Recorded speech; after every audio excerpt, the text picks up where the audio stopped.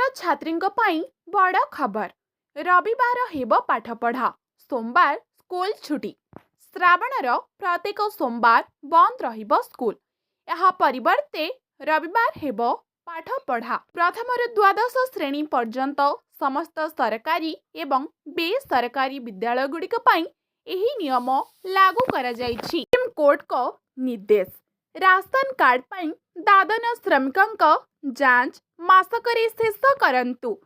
Ration card issue पई ई श्रम portal रे पंजीकृत होइथिबा दादन श्रमिक मानक जांच रे विलंब करुथिबा राज्य गुड़िको सुप्रीम कोर्ट भर्त्सना करिछंती।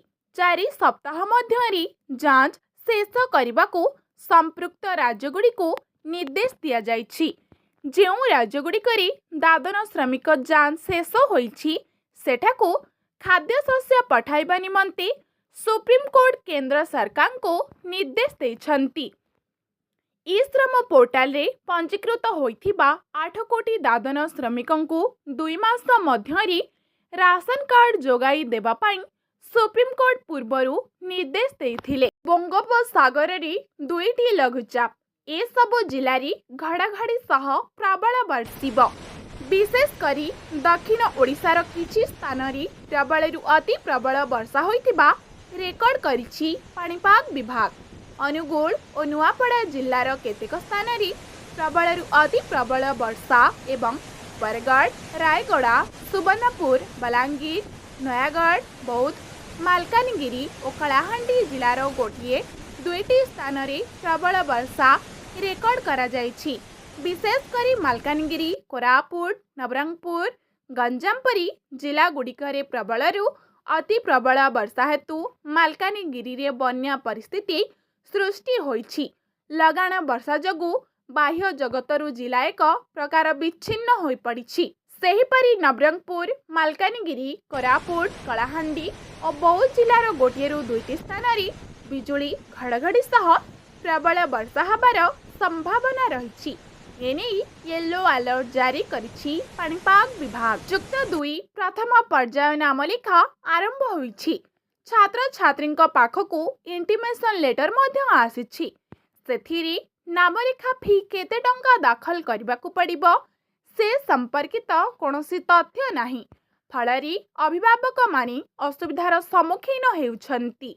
विभिन्न कॉलेज फी मध्य समान नुहे समस्तंकर फी भिन्न रहिछि। छात्र छात्री intimation letter SAMS website download करिछंती। एथिरे स्पष्ट भावे चयन होइथिबा कॉलेज नाम रहिछि। केते तारीख केउ समय नाम लेखाइबे कोन डॉक्यूमेंट दरकार उल्लेख करा जाइछि। हेले केते टंका देबाकू पड़िबो ताहा उल्लेख होई नाही। एथि सह अनेक पिला साम्स रो हेल्पलाइन विषय अवगत नथिबारु पचारि बुझी पारु नाहंती।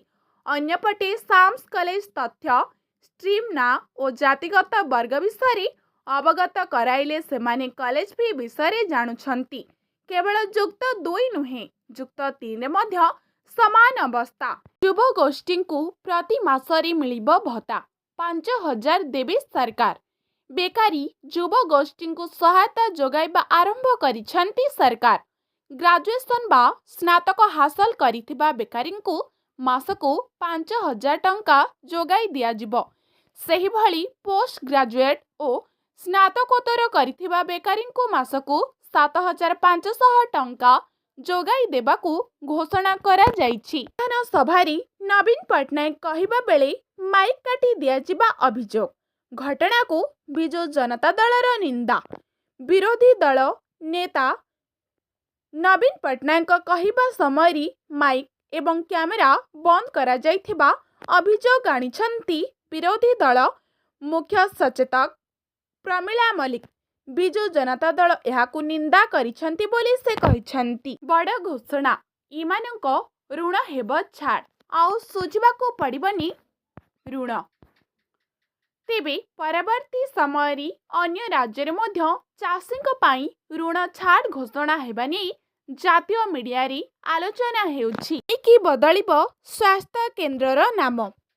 भारत वर्षरी ओडिशा बाजरार हब बोली राज्यपाल कहिछंती। राज्य रे युववर्गଙ୍କୁ नियुक्ति सहित कृषि स्वास्थ्य आदि विभिन्न क्षेत्र को से गुरुत्व दे विशेष घोषणा करिसेंती। राज्यपालଙ୍କ अभिभाषण विकसित ओडिशा स्वप्न 2026 सुधा पूरण लक्ष्य।